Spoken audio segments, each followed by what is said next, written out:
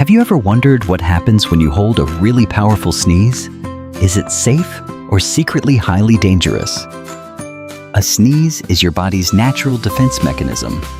It forcefully expels dust, bacteria, and irritants from the respiratory system rapidly. When you pinch your nose to stop it, the massive trapped air pressure violently shoots back into internal delicate organs. This extreme pressure can easily rupture your delicate eardrums or even burst tiny blood vessels inside the eyes and brain.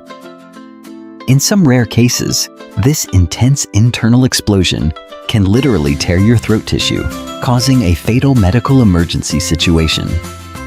So, never ever try to hold it in. Just grab a tissue and let your body release that sneeze safely.